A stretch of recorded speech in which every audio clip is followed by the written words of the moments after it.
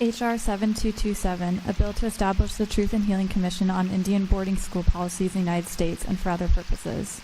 I would like to offer an amendment in the nature of a substitute for the Truth and Healing Commission on Indian Boarding School Policies Act of 2024, which would establish a Truth and Healing Commission on Indian boarding school policies in the United States to investigate, document, and report on the histories of Indian boarding schools, Indian boarding school policies, and the long-term effects of those schools and policies on Native Americans.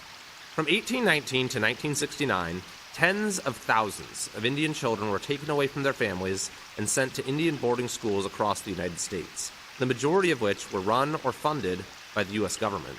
Students experienced abuse, malnutrition, and disease.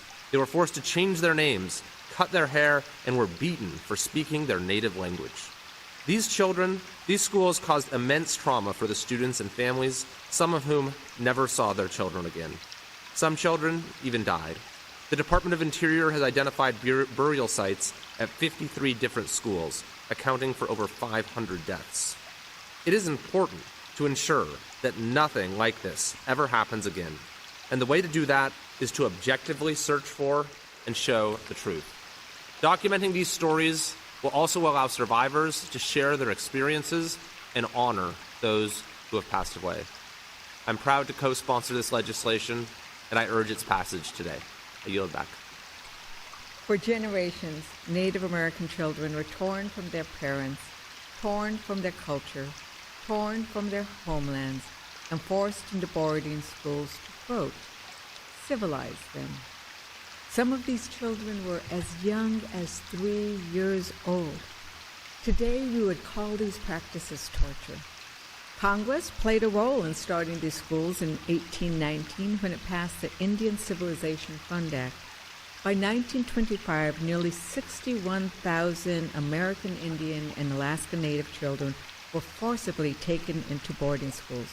Over the course of 150 years, the United States operated over 400 boarding schools, with at least 43 in my own state of New Mexico. Our country allowed children to die in these federally funded schools, with many buried in unmarked graves. The U.S. Department of Interior found at least 53 burial sites for indigenous children across the boarding school system. It is undeniable that these events have led to intergenerational trauma within our Native communities. We are still uncovering the harm inflicted by these boarding schools, but we must continue the work to uncover the truths of this tragic and shameful chapter in our country's history. HR 7227 will establish a much-needed commission to formally investigate and document the stories of survivors and the human rights violations that occurred against American Indian, Alaska Natives, and Native Hawaiians at these schools. I'm incredibly grateful for Sharice Davis for bringing this bill to Congress for our consideration. Last Congress, in the Natural Resources Committee, we held a hearing and listened to the survivors of the boarding schools. Their stories moved each of our hearts to tears. The committee recognized that every time the survivors have to tell their stories, they are revisiting the trauma they experienced at the boarding schools. I am grateful that the survivors are willing to move us to a place of reconciliation, even though this is a very painful process for them. They reminded us at that hearing, and they've reminded the committee, that the way you resolve historical trauma is to acknowledge it and uncover the truth. As was noted earlier, thank you very much for those statements. I'm very grateful that the Committee on Education and the Workforce has primary jurisdiction over this bill and has taken the lead to move it to markup and hopefully to the floor for a vote. I urge my colleagues to vote for this bill because our Native communities deserve a full accounting of this dark history. We are reminded, I think, as Americans, that it is always through story where we find each other.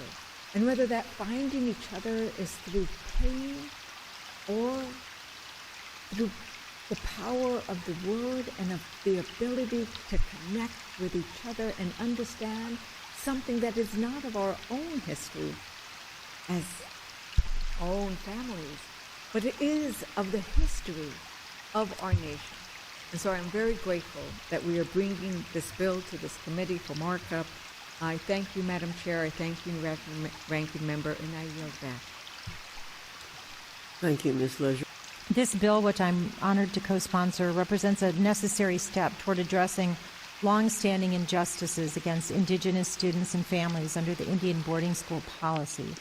We cannot undo the forced removal of Native children from their families or the horrific abuse they suffered under the federal government's assimilation agenda.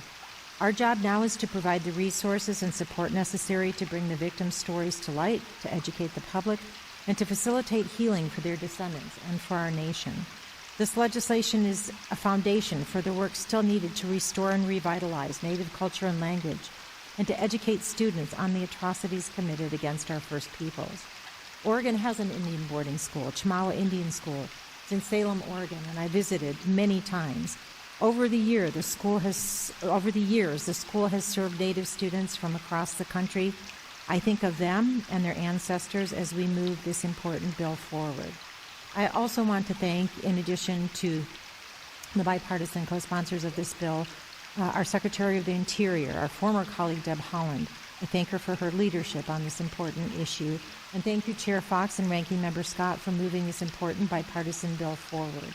I urge all of my colleagues to support this bill, and I look forward to its swift passage by the full House. Thank you, Madam Chair, and I yield back.